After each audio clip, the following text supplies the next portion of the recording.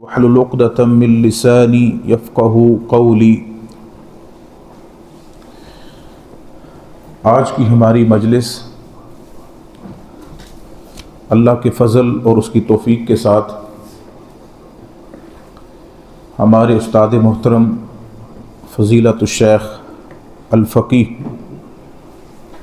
شیخ القرآن والحدیث حافظ عبدالحمید اظہر رحمہ اللہ تعالی کی ایک عظیم کتاب وبشر الصابرین، اس کتاب کے پڑھنے پر مشتمل ایک مجلس ہے۔ یہ مجلس بنیادی طور پر جو ہمارا ادارہ ہے مسجد مبارک سے منسلک موعظہ انسٹیٹیوٹ کے تحت 5واں ہمارا دورہ علمیہ ہے۔ اس کتاب کو منتخب کرنے کا بڑا مقصد، ایک عرصے سے یہ خواہش الحمدللہ دل میں تھی کہ ہم نے اپنے استاد محترم حافظ عبدالحمید اظہر رحمۃ اللہ علیہ سے نہ صرف سیکھا بلکہ اپنی زندگی کے رخ بھی متعین ان کے علوم و معارف سے کیے۔ تو اس کتاب کے پڑھنے کی برکت سے ہم انہیں اور تو کچھ نہیں دے سکتے، لیکن ہمارے اس عمل سے یقیناً ان کے لیے صدقہ جاریہ اور ان کے علوم و فنون سے اور جو اللہ تعالیٰ نے ان کو معارف عطا کیے تھے ان سے آپ طلبہ اور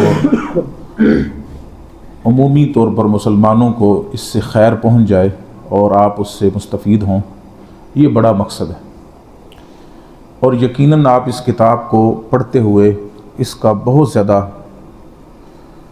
ملاحظہ کریں گے، مشاہدہ کریں گے کہ جو کچھ آپ نے شیخ عبدالحمید اظہر رحمۃ اللہ علیہ کے بارے میں سن رکھا ہے وہ اس سے کہیں زیادہ آگے کے تھے، خاص طور پر قرآن مجید پر ان کی گہری نظر، اور پھر اس سے انتہائی مفید اور انتہائی خوبصورت انداز میں احادیث کو جوڑنا، ان میں تطبیق دینا، یہ اللہ تعالیٰ نے انہی کا خاصہ رکھا تھا۔ یہ اللہ سبحانہ و تعالیٰ نے یہ شرف اور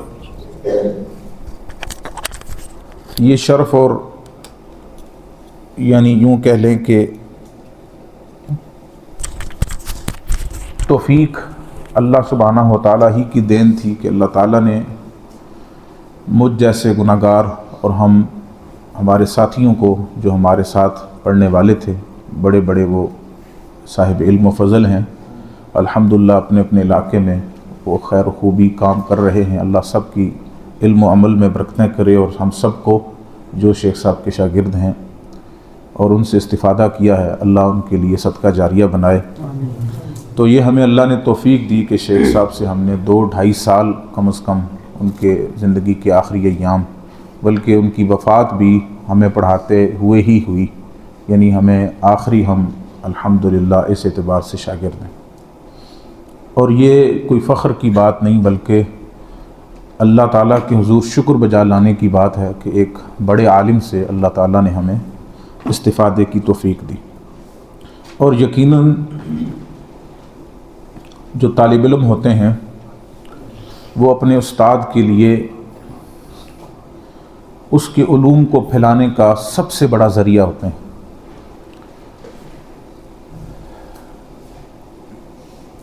لیث بن سعد المصری رحمہ اللہ بہت بڑے امام ہیں، امام مالک رحمۃ اللہ علیہ سے ان کا مکالمہ امام یحییٰ بن معین کی جو تاریخ ہے عباس الدوری کی روایت سے، امام عباس الدوری کی روایت سے جو تاریخ ابن معین ہے، تاریخ پر رجال پر، اس کے بالکل آخر میں وہ خطوط بھی چھپے ہوئے ہیں جو کہ امام لیث بن سعد اور مالک بن انس رضی اللہ تعالیٰ عنہ کے آپس کے ہیں۔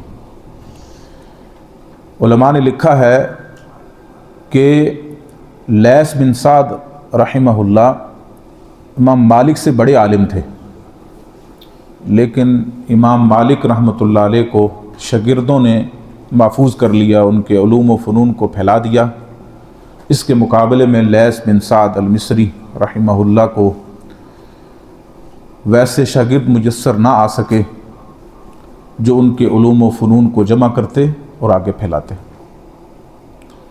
کہا جاتا ہے کہ امام یحییٰ بن معین رحمہ اللہ رجال میں سب سے بڑی معرفت رکھنے والے تھے، لیکن ہمارے پاس موجود ان کی کوئی ہاتھ سے لکھی ہوئی کتاب نہیں ہے، سب ان کے شاگردوں کی روایت کردہ ہے۔ سب ان کے شاگردوں نے سوالات یا وہ کتابات لکھی جو کہ آگے روایت ہوئیں۔ حتیٰ کہ کتابیں بھی جو ائمہ دین نے لکھیں ان کو روایت کرنے والے بھی شاگرد ہی تھے۔ اس کی تو مثالیں ساری حدیث کی کتابیں ہی ہیں۔ خاص طور پر اب آپ امام احمد بن حنبل رحمۃ اللہ علیہ کو اللہ تعالیٰ نے آپ کا بیٹا عطا کیا عبداللہ بن احمد، جس نے آپ کے علوم و فنون کو پھیلا دیا، اور اسی طرح امام ابو حاتم الرازی رحمہ اللہ کو ان کا بیٹا عبد الرحمن بن ابی حاتم عطا کیے، جو ان کے علوم و فنون نہ صرف ان کے بلکہ ان زمانے کے بڑے بڑے ائمہ کے علوم و فنون کو جمع کیا، خاص طور پر رجال سے متعلق۔ پھر اسی طرح تفسیر ہے آپ کی، اور پھر اور بھی بہت سے علوم و فنون جو اپنے والد کے علم سے نقل کیا یا ان اپنے والد کے ساتھیوں کے علوم و فنون کو جمع کر کے آگے روایت کیا۔ ہم تو یہی دعا کرتے ہیں کہ اللہ تعالی ہم سب کو، آپ سمیت آپ طلبہ ہیں، اپنے اساتذہ کے لیے صدقہ جاریہ بنائیں۔ یقیناً اساتذہ کی زندگی طلبہ کے ساتھ ہوتی ہے، اور طلبہ کی زندگی اپنے مشائخ اور اساتذہ کے ساتھ ہوتی ہے۔ یہ ایک ریاض ہے، یعنی ایک باغ ہے جس میں ہر درخت دوسرے درخت کے اوپر منحصر ہوتا ہے۔ ایک درخت دوسرے درخت سے فائدہ لے کر پھلدار بنتا ہے، اور اسی طرح سے ہر باہر کا آنے والا اس باغ سے فائدہ لیتا ہے اور اس باغ کے پھلوں سے مستفید بھی ہوتا ہے اور مٹھاس حاصل کرتا ہے۔ لہٰذا میری اپنے آپ کو سب سے پہلے اور آپ تمام بھائیوں کو، اپنے ساتھیوں کو یہ نصیحت ہے کہ آپ اپنے لیے ایک لمبے عرصے تک اپنے اساتذہ کی خدمت کریں۔ خدمت اس معنوں میں بھی ہے کہ آپ ان کے ویسے کام آ جائیں، لیکن بڑی خدمت یہ ہے کہ آپ ان کے علوم و فنون کو جمع کریں اور لوگوں کے لیے عام کر دیں۔ یہ خود اپنی تصنیف سے کہیں زیادہ ہم سب پر ذمہ داری ہے کہ ہم اپنے اساتذہ کے علوم و فنون کو پہلے عام کریں، اور پھر یقیناً ایک وقت آئے گا کہ اللہ ہمیں بھی توفیق دے کہ ہم اپنا آپ لکھیں، اپنے علم کو جمع کریں اور لوگوں کے لیے فائدے کا باعث چھوڑیں۔ امام بخاری رحمۃ اللہ علیہ کے بارے میں یہ بات مروی ہے کہ انہوں نے جب صحیح بخاری لکھی تو تب تک اسے شائع نہیں کیا یا عام نہیں کیا جب تک کہ ان کے اساتذہ زندہ رہے، اور اس کا مقصد بھی یہی تھا کہ اپنے اساتذہ کی موجودگی میں انہی کے یعنی علم سے استفادہ کرتا رہوں، یا لوگ ان کے علم سے مستفید ہوتے رہیں، اور میں اپنی تصحیحات کرتا رہوں، اس میں کم و بیشی اور اس میں بہتری لاتا رہوں، تو پھر آخر کار ایک ایسی یعنی خزانہ لوگوں کے سامنے آئے، اور واقعتاً اللہ تعالیٰ نے اس کے اندر ایسی خیر رکھ دی جو قیامت تک باقی رہنے والی ہے۔ خیر، یہ ایک ایسی باتیں تھیں جو ایک دل کی جذبات کی حیثیت رکھتی ہیں۔ اب ہم اصل کتاب اور اصل موضوع کی طرف آتے ہیں۔ انشاءاللہ ہم انتہائی اختصار کے ساتھ اس کتاب کو پڑھیں گے۔ کتاب پر زیادہ تعلیقات لگانا میرا مقصد آج نہیں ہے، بلکہ یہ کتاب خود آپ کو اپنا آپ سمجھائے گی، اور اس بہترین ترتیب اور اتنا بہترین تنسیق کے ساتھ شیخ عبد الحمید اظہر رحمۃ اللہ علیہ نے اس کتاب کو مرتب کیا ہے۔ آپ دیکھیں گے کہ کس طرح سے آخر کار بات کو جوڑا ہے اور شروع کیسے کیا ہے۔ انتہائی خوبصورت پیرائے کے اندر یہ کتاب کو مرتب کیا گیا ہے۔ میں چند تمہیدی باتیں جو صبر سے متعلق ہیں، جو آج کا موضوع بھی ہے، وہ میں آپ کو بیان کر دیتا ہوں. آپ اس کتاب کے شروع میں آپ کا نسخہ ہے انشاءاللہ، اس کتاب کے شروع میں ان چیزوں کو نقل کر لیں. اگر کسی کے پاس کاپیاں ہیں، نوٹس ہیں، تو ان کو وہاں نقل کر لیں. سب سے پہلے صبر کا معنی کہتے ہیں اصل الصبری الحبس والمنع. صبر کا معنی بنیادی طور پہ لغوی اعتبار سے حبس اور منع کو کہتے ہیں، روکنا. اور یہ جزا کے بالکل متضاد ہے، نقیض الجزا. وویلا کرنا، شور شرابہ کرنا، بے صبرا ہو جانا، یہ اس کے بالکل برعکس ہے.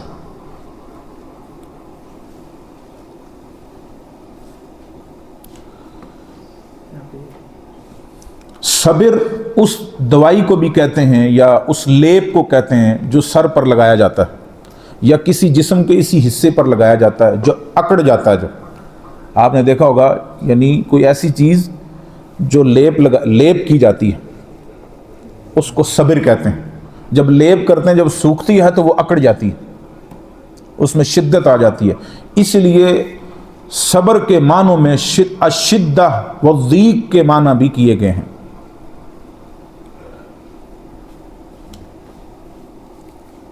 با کی کسرہ کے ساتھ الصبر، اور الصبر با کے ضمہ کے ساتھ.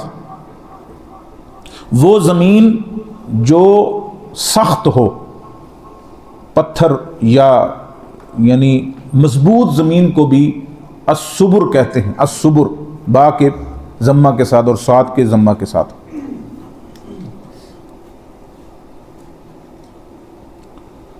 التصبر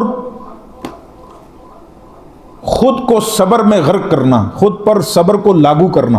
تکلف الصبر، جیسا کہ حدیث میں آتا ہے صحیح بخاری میں، وَمَن تَصَبَّرْ يُصَبِّرْهُ اللَّهُ. جو خود کو صبر سکھا دے، اللہ اس کو صبر والا بنا دیتا ہے، اس کو صبر عطا کر دیتا ہے. یہ تو لغوی معنی تھا. اصطلاحی معنی صبر کا کیا ہے؟ آپ لکھیں منع النفس محابہا، منع النفس محابہا.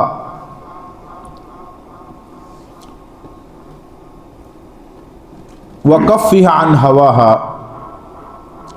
خود کو، نفس کو ایسی چیز سے روکنا جو اسے محبوب ہو. نفس کو ایسی چیز سے روکنا جو اس کو کیا ہو؟ محبوب ہو. اور اس کے ہوائے نفسانی سے باز رکھنا، اس کو صبر کہتے ہیں. ہوائے نفسانی جو انسان کے دل میں ابھرتی ہے بات، اس کو قابو میں رکھنے کا نام صبر ہے.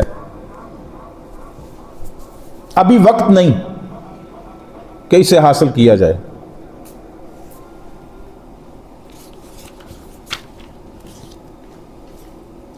اور صبر کی ایک تعریف یہ بھی کی گئی ہے، ہوا حبس النفس، حبس النفس عما لا يحسن فعله. نفس کو ہر اس بات سے روک کے رکھنا جو نفس کے لائق نہ ہو، جو اس کو داغدار کر دے، عیب دار کر دے یا اس کے لائق نہ رہے. ہر اس چیز سے خود کو روک کے رکھنا.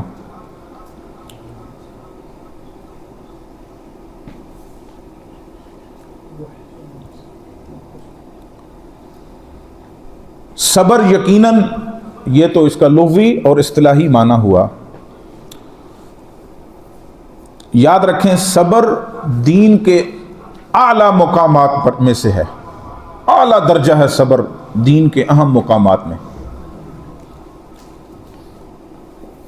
آپ میں سے کون بتائے گا کہ صبر کا تعلق عمل سے ہے، عقیدے سے ہے، یعنی یہ دین کے کس باب سے ہے؟ اللہ المستعان. میں کتابیں گھر چھوڑایا، وہ انشاءاللہ عصر کے بعد آپ کے لیے بطور انعام، بلکہ کچھ کتابیں میں نے بطور زکوٰۃ نکالی ہیں اپنے لائبریری سے، تو انشاءاللہ وہ لاتے ہیں آپ کے لیے. وہ میں نے اکٹھی کی ہیں، تو وہ ابھی آپ جواب دے دیں، انشاءاللہ کتابیں مل جائیں گی. ہاں جی، صبر دین کے کس شعبے سے تعلق رکھتا ہے؟ اس کا تعلق عمل سے ہے، ایمان سے ہے، عقیدے سے ہے، کس سے ہے؟ عمل سے۔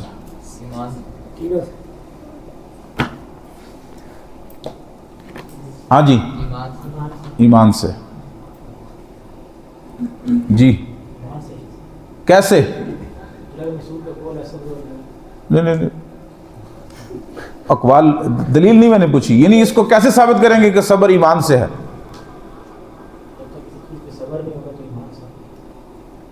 جی کون بتائے گا؟ کہتے ہیں کہ صبر ایمان سے ہے، کیسے ثابت کریں گے آپ؟ اس چیز پہ صبر کرنا کہ اللہ اس کا بدلہ دے گا۔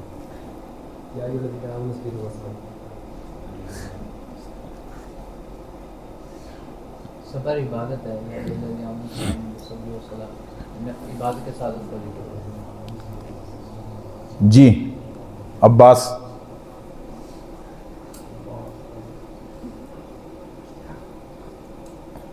جب بھی ایسا سوال کیا جاتا ہے نا بیٹا، اصولی جواب دیتے ہیں، دلائل تو آپ ماشاءاللہ علماء ہیں۔ جی شیخ صاحب، صبر یہ کہ جب یعنی اس طرح اس کو ایمان کے ساتھ جوڑیں گے کہ جب اللہ رب العالمین کی طرف سے کوئی مصیبت آتی ہے، کوئی خوشی آتی ہے، تو وہ تقدیر میں لکھی ہوتی ہے۔ شاباش۔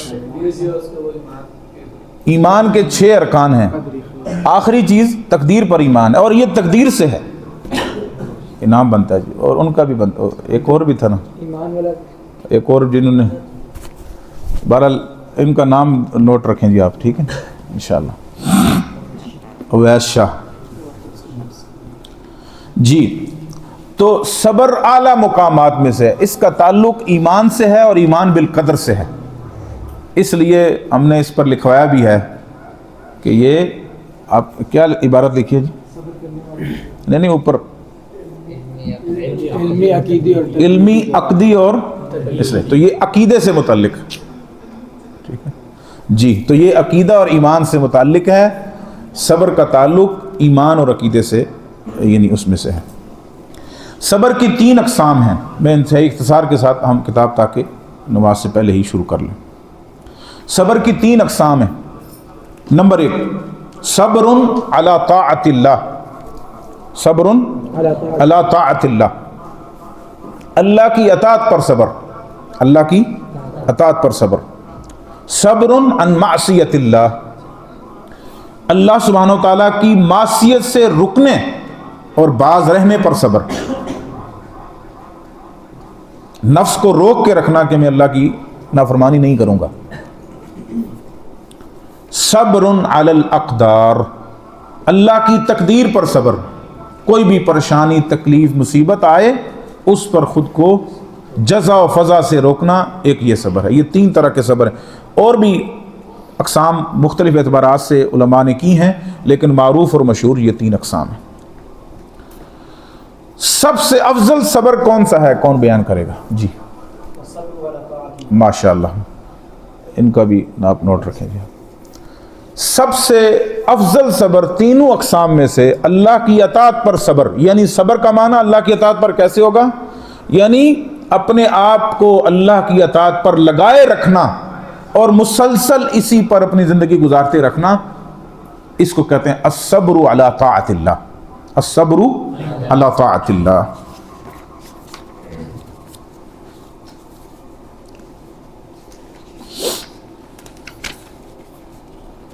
میں زیادہ تفصیل میں نہیں جا رہا، لیکن میں چند وہ اسباب ذکر کر دیتا ہوں تینوں اقسام میں سے، کہ جو اسباب ممد و معاون ہیں الصبر علی طاعت اللہ پر، الصبر عن معصیت اللہ پر، اور الصبر علی اقدار اللہ، وہ اسباب انشاءاللہ میں چند آپ کو ذکر کرتا ہوں اور پھر انشاءاللہ کتاب ہم شروع کرتے ہیں جی۔ گو کہ شیخ صاحب نے بھی اپنی کتاب میں آخر میں جا کر ان کا ذکر کیا ہے، لیکن قدر تفصیل کے ساتھ میں یہاں پر کچھ تھوڑا سا تفصیل ذکر کر۔ الصبر علی الطاعہ یا علی طاعت اللہ، اللہ کی اطاعت پر صبر کے وہ ممد و معاون اسباب کون سے ہیں کہ اگر ہم ان پر عمل پیرا ہوں تو اللہ تعالیٰ کی اطاعت پر صبر ہمیں حاصل ہو جائے گا۔ نمبر 1 مجاہدۃ النفس علی التقوی، تقوی پر خود کو ابھارنا۔ انہ من یتق ویصبر فان اللہ لا یضیع اجر المحسنین، خود کو تقوی پر ابھارنا یہ بہت بڑا سبب ہے، ممد و معاون چیز ہے کہ انسان اللہ کی اطاعت پر صبر پیرا ہو جائے۔ جی نمبر 2، قراءۃ القرآن بالتدبر والتفہم، اللہ تعالیٰ کے قرآن کی قراءت کرنا غور و فکر کے ساتھ، غور و فکر کے ساتھ۔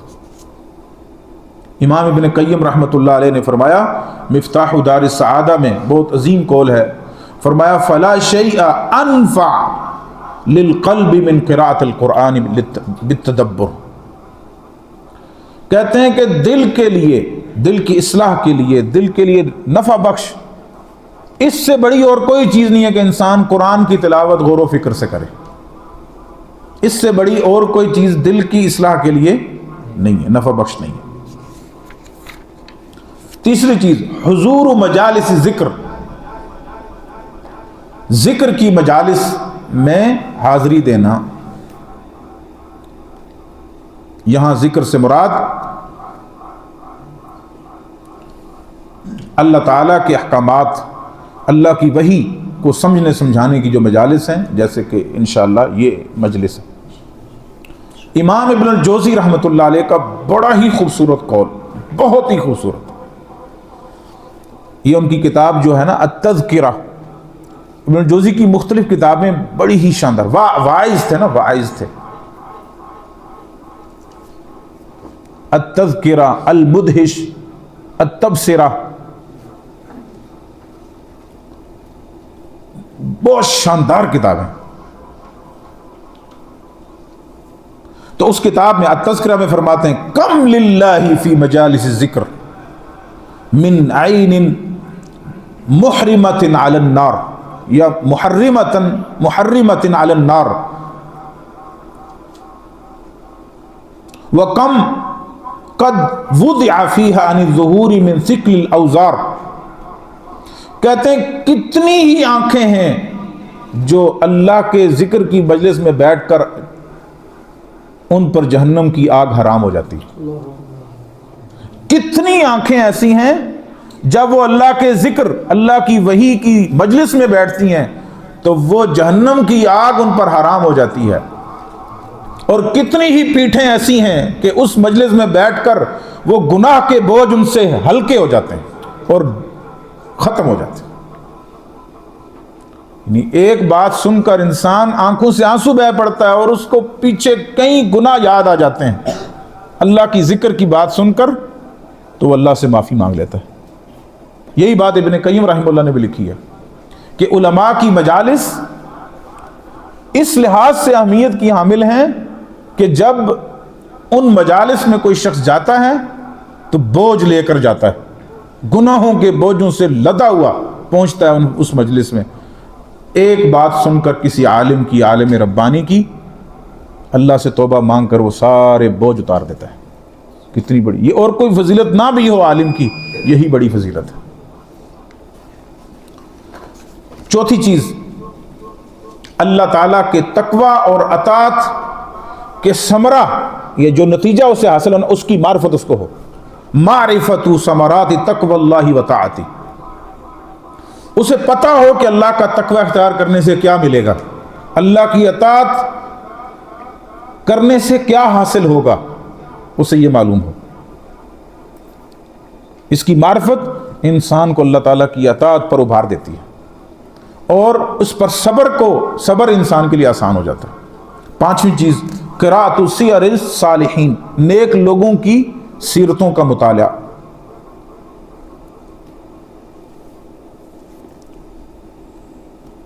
چھٹی چیز، الدعاء، دعا کرنا اللہ تعالیٰ سے۔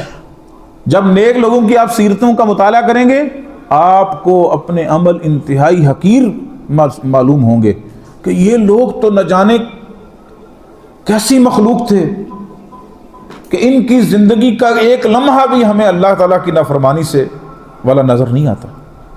وہ تو کسی نیکی کو چھوڑ دیتے تو رو رو کے اپنا برا حال کر دیتے، چہ جائے کے برائی کریں، کوئی نیکی ان سے چھوٹ جاتی تھی۔ مجھے یہاں یاد آ رہا ہے سیدنا عبداللہ بن عمر رضی اللہ تعالیٰ عنہما، مسند اعلیٰ میں صحیح سند سے ہے کہ جب ان کی عشاء کی نماز جماعت سے کبھی رہ جاتی کوئی کسی وجہ سے تو وہ رات سوتے نہیں تھے، پوری رات فرض پڑھنے کے بعد پوری رات نوافل میں گزار دیتے کہ وہ حصہ پورا ہو جائے جو جماعت سے نماز پڑھنے میں حاصل ہونا تھا۔ اللہ اکبر۔ تو چھٹی چیز دعا، جیسا کہ معاذ بن جبل رضی اللہ عنہ کو اللہ کے نبی نے کیا دعا سکھائی نماز کے بعد؟ اللہم اعنی علی ذکرک و شکرک و حسن عبادتک۔ ساتویں چیز کہ انسان کو اپنے عمل پر جو ثواب حاصل ہونا ہے اس کو سامنے رکھے ہر وقت، کہ میں نماز پڑھوں گا تو اس کا کیا ثواب ملے گا، اس کا کیا اجر ہوگا، یا میں کوئی بھی اللہ کی اطاعت کا عمل کروں گا تو مجھے کیا ثواب ملے گا۔ آخر میں لکھیں امام ابن قیم رحمہ اللہ کا قول الداء والدواء میں فرماتے ہیں وطاعت اللہ ہی الحصن الاعظم، اللہ کی اطاعت سب سے بڑا ہتھیار ہے حفاظت کا۔ الذی من دخلہ کان من الآمنین من عقوبت الدنیا والآخرہ۔ اللہ تعالیٰ کی اطاعت گویا کہ قلعہ ہے، حصن ہے۔ اللہ کی اطاعت کیا ہے؟ حصن ہے۔ جو اس میں داخل ہو گیا وہ دنیا آخرت کی تمام عقوبات سے، تمام سزاؤں سے، برائیوں سے بچ گیا۔ ظاہراً شاید آپ کو یہ قلعہ نظر نہ آئے۔ آپ صلی اللہ علیہ وسلم نے کیا فرمایا؟ من صلی الفجر فہو فی ذمۃ اللہ۔ جو اللہ فجر کی نماز پڑھے وہ کیا ہے؟ اللہ کے ذمہ، اللہ کے ذمے میں۔ بظاہر یہ ذمہ نظر نہیں آ رہا، یہ حصن نظر نہیں آ رہا، لیکن یقیناً وہ اللہ کی حفاظت میں ہے۔ اس کو کیا خوبصورت کلمات ہیں، دوبارہ لکھ لیں آپ یہ عربی عبارت۔ فرمایا وطاعت اللہ ہی الحصن الاعظم، اللہ کی اطاعت سب سے بڑا یہ قلعہ ہے، حفاظت ہے، حصار ہے۔ الذی من دخلہ کان من الآمنین، جو اس حصن میں داخل ہو گیا، حصار میں، وہ امن پا گیا۔ من عقوبت الدنیا والآخرہ، دنیا کی بھی سزاؤں سے اور آخرت کی سزاؤں سے بھی۔ اللہ، یہ الداء والدواء میں امام ابن قیم رحمہ اللہ نے ذکر کیا۔ دوسری قسم الصبر عن المعصیہ، یہ جلدی سے آپ بس انشاءاللہ یہ مکمل کرنے کے بعد ہم کتاب فوراً انشاءاللہ شروع کریں گے۔ الصبر عن المعصیہ، معصیت پر صبر، کہ دل تو چاہتا ہے کہ ظاہری بات ہے دنیا مزین کر دی گئی ہے، شہوات، شبہات اور میلان، اور نہ جانے بار بار یہ ابھر کے آتی ہے، تو انسان کا دل اس طرف مائل ہو جاتا ہے۔ تو خود کو روک کر رکھنا، حبس النفس عن المعصیہ، اپنے نفس کو روک کر رکھنا معصیت سے، یہ بڑی عظیم چیز ہے۔ اور یہ کیا اسباب اختیار کیے جائیں کہ انسان اس سے اپنے آپ کو روک لے اور معصیت سے باز رہے؟ نمبر ایک وہی چیز جو پہلے گزر چکی، مجاہدۃ النفس عن حرم اللہ، اپنے نفس کو مجاہدہ سکھانا، یعنی اپنے نفس کو ریاضت، اپنے نفس پر ریاضت کرنا، زبردستی کرنا اپنے نفس پر جو اللہ نے حرام کیا، کہ یہ نہیں کرنا، یہ نہیں کرنا۔ ارأیت من اتخذ الہہ ہوا، بتانا کہ یہ جو نفس ہے اگر تو اللہ کی نافرمانی کرے گی تو گویا کہ اللہ کے مقابلے میں تو الہ بن جائے گی، تو میں یہ کام نہیں کر سکتا۔ اگلی بات معرفت آثار الذنوب، گناہوں کا آثار کو سامنے رکھے کہ اگر میں نے گناہ کیا تو میری زندگی سے برکت ختم ہو جائے گی، دلوں کا نور جاتا رہے گا، چہرے کا نور جو ہے وہ ختم ہو کے رہ جائے گا۔ اللہ المستعان، یہ سامنے رکھنا اپنے آنکھوں کے سامنے، اس کی معرفت۔ جب یہ انسان معرفت رکھے گا تو انسان گناہوں سے بچتا رہے گا۔ تیسری چیز المسارعہ الی التوبہ، توبہ میں جلدی کرنا۔ فوری گناہ ہوا، فوری اللہ زور کی طرف توبہ۔ وہ 3 لوگ جو غار میں بند ہو گئے تھے، ان میں سے ایک نے کیا عمل پیش کیا؟ اے اللہ، میں جب قریب ہونے لگا اس کے تو مجھے اس نے کہا یا رجل اتق اللہ لا تفتح الخاتمہ الا بحقها، کو روک دیں.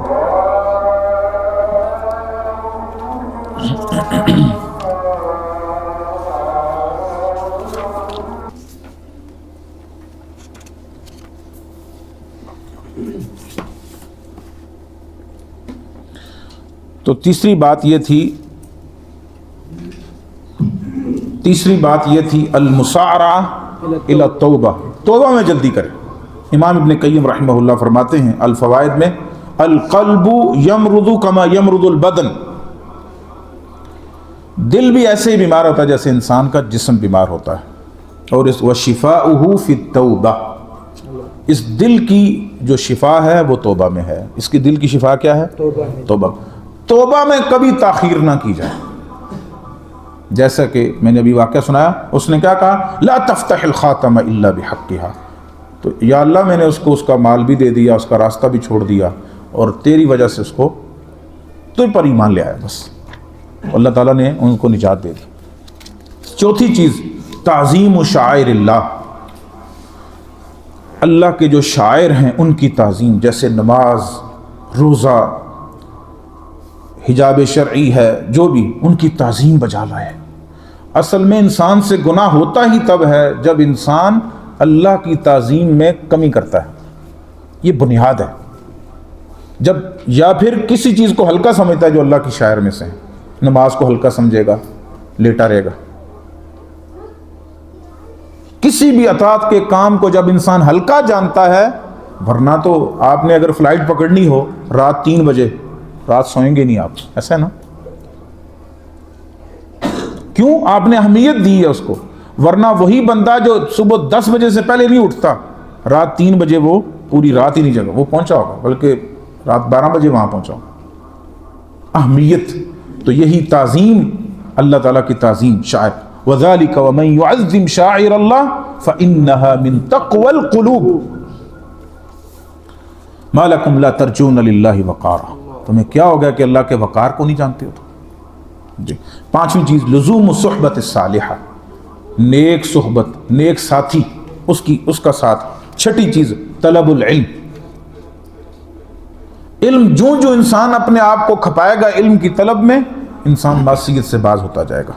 من یرید اللہ بہ خیرا یفقہہ فی الدین انما یخشی اللہ من عبادہ العلماء. التفکر فی المعال، نتیجے کا سامنے رکھے کہ جب یہ میں نے عمل تو کر رہا ہوں، گناہ تو کر رہا ہوں، لیکن جب اس کا نتیجہ بھگتنا پڑے گا تو میں نہیں بھگت سکتا. انسان اپنا ہاتھ چولہے پر رکھے نا، ذرا رکھ سکتا ہے؟ بس اسی کو دیکھ لے کہ یہ تو 70 گنا کم آگ ہے، تو جب وہاں پھینکا گیا تو کیا بنے گا؟ اللہ المستعان. تو التفکر فی المعال. آٹھویں چیز دعا، وہی بات. اور اس چیز کو سامنے رکھے کہ جب میں اللہ کی خاطر کسی گناہ کو چھوڑوں گا تو اللہ مجھے کیا دے گا. میں اللہ کی خاطر چھوڑ رہا ہوں نا، تو اللہ مجھے کیا چھوڑ دے گا. یقیناً مجھے یاد ہے ابھی ایک شیخ کی بات سن رہا تھا میں، تو وہ کیا کہتے ہیں، کہا ہم منافق لوگ ہیں نا. وہ کیسے؟ کہ ہم گناہ اس لیے نہیں کرتے کہ لوگ کیا کہیں گے. شاید اللہ نہ کرے کہ ہم میں سے اکثر کو اگر یہ ڈر نہ ہو کہ لوگ کیا کہیں گے تو پتہ نہیں کیا بنے. لیکن ہم اس لیے گناہ نہیں چھوڑتے کہ اللہ کیا کہے گا، مجھے اللہ جہنم میں نہ ڈال دے، میں جہنم کے آگ کا ایندھن نہ بن جاؤں. سمجھائی بات؟ جی. آخری بات الصبر علی الاقدار، الصبر علی الاقدار، تقدیر پر ایمان، اس پر صبر کہ جو کوئی مصیبت پریشانی آئی ہے تو میں اس پر صبر کرتا ہوں، اپنے آپ کو روکتا ہوں جزا فضا سے. اس کا سب سے برا مرتبہ کیا ہے؟ انسان غصے ہو جائے اللہ کی تقدیر پر، یہ برا ترین مرتبہ ہے. جیسے اس کی سب سے بہترین مثال اگر آپ دینا چاہیں معاشرے، یا اللہ تجھے میرا ہی گھر ملا تھا، نعوذ باللہ من ذالک، اعوذ باللہ من الشیطان الرجیم. دوسرا درجہ صبر کا ہے. دوسرا درجہ کیا ہے؟ صبر. تیسرا درجہ رضا، میں اللہ کی مصیبت پر راضی ہوں، جو اللہ نے لکھا ہے میں راضی ہوں. اور چوتھا الشکر. اللہ اکبر، یہ تو کوئی خاص لوگوں کا عام کام ہے. جی کیوں شکر؟ کہ یا اللہ ممکن ہے کہ جہنم اور آخرت کی جو سزا ہے وہ اس سے بھی کہیں بڑی ہو، تو دنیا میں مجھے تو نے اگر یہ مبتلا کر دیا تو شاید وہ جہنم کی آگ ہلکی ہو جائے، وہ جہنم کی سزا مجھ سے ہٹ جائے، وہ اللہ کی جو ہے وہ ناراضگی قیامت کی مجھ سے چھٹ جائے، اس پر وہ شکر ادا کر رہا ہوتا ہے۔ اللہ، وہ کیا چیزیں ہیں جو انسان کو اس کے لیے ممد و معاون ثابت ہو سکتی ہیں کہ انسان اللہ کی تقدیر پر ایمان لے آئے؟ جلدی سے جی مکمل کرتے ہیں۔ اس بات کا العلم بأن من تمام رحمت اللہ وعلمہ وحکمتہ، اس بات کا علم کہ یہ اللہ کی حکمت کے بغیر ممکن نہیں، یہ اللہ کی حکمت ہے جو مجھ پر کوئی مصیبت پریشانی آئی ہے، اللہ کی کوئی خاص رحمت ہے، کوئی خاص حکمت ہے جس کی وجہ سے مجھے اس پریشانی میں گھیر دیا گیا۔ دوسری بات،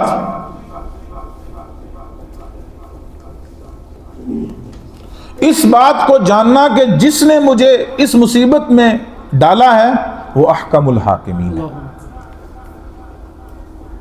لا بد ان يعلم المصاب ان الذي ابتلاه بالمصیبہ احکم الحاکمین، یہ اس احکم الحاکمین نے مجھے اس مصیبت میں گھیرا ہے، یہ مجھے ڈالا ہے جو احکم الحاکمین ہے۔ میں تو جان ہی نہیں سکتا حکمتوں کو اللہ تعالیٰ کی۔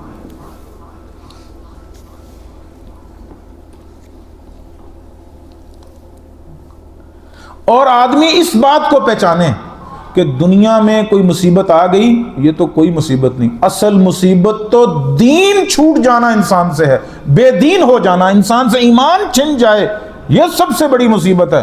یہ کیا ہوا اگر کوئی زخم آ گیا، کوئی حادثہ پیش آ گیا، انسان کی اولاد دنیا سے چلی گئی، ماں باپ چلے گئے، یہ بھی مصیبتیں ہیں، لیکن اصل مصیبت تو یہ ہے کہ میں دنیا سے چلا جاؤں، میرے پاس دین نہ ہو، ایمان نہ ہو، اصل وہ بڑا رضی ہے۔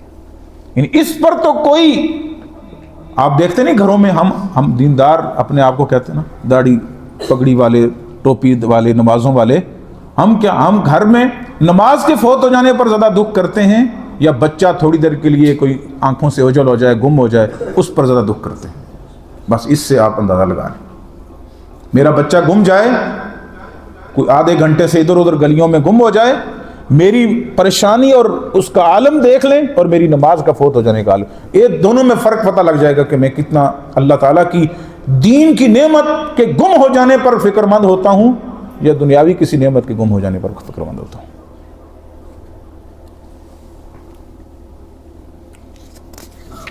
چوتھی چیز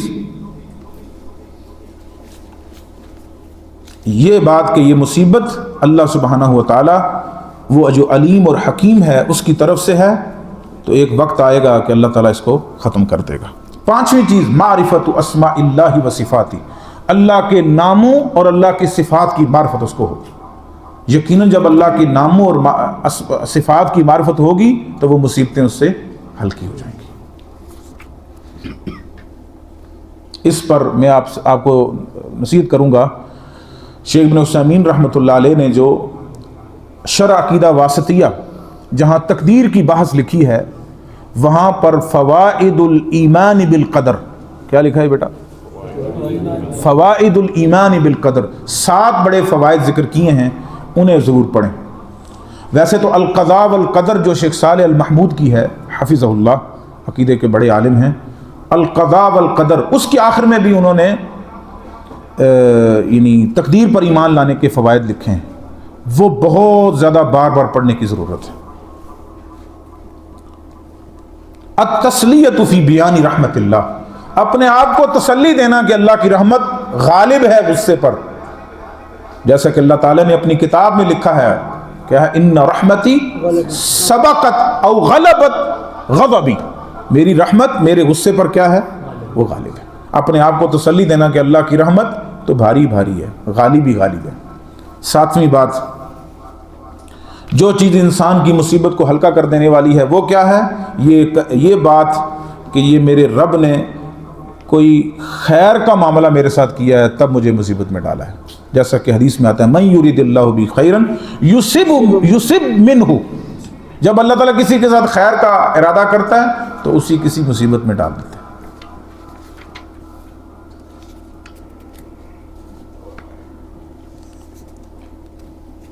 اور یہ آخری بات یہ ذہن میں رکھنا کہ یہ دنیا عارضی ہے، اس کی مصیبتیں بھی عارضی ہیں، مصیبتیں ہمیشہ کی نہیں ہیں، یہ دنیا عارضی ہے اور اس کی مصیبتیں بھی عارضی ہیں۔ یہی وجہ ہے کہ جب نبی صلی اللہ علیہ وسلم دنیا میں سے رخصت ہو رہے تھے تو موت کی شدت آپ صلی اللہ علیہ وسلم اپنی زبان مبارک سے کیا کہہ رہے تھے؟ لا الہ الا اللہ ان للموت سکرات، ان للموت سکرات۔ لیکن جب آپ صلی اللہ علیہ وسلم کی وفات ہو گئی تو حضرت عائشہ کا بیان ہے، بڑے بڑے صحابہ کے، کہ دنیا کی سختیوں سے اللہ نے آرام کی جگہ لے گیا اللہ تعالیٰ نبی صلی اللہ علیہ وسلم۔ تو یہ تو دار السجن ہے، الدنیا سجن المؤمن و جنت الکافر۔ تو یہ تو دنیا کی جو مصیبتیں ہیں یہ بھی عارضی ہیں، اور جب یہ عارضی وقت چلا جائے گا تو مصیبتیں بھی ساتھ ہی چلے جائیں گی۔ یہ انتہائی اختصار کے ساتھ میں نے چند باتیں ذکر کی ہیں، انشاءاللہ ہم نماز کے متصل بعد کتاب کو باقاعدہ شروع کریں گے۔ وباللہ تعالیٰ التوفیق، وصلی اللہ علی نبینا محمد وعلی آلہ وصحبہ وسلم۔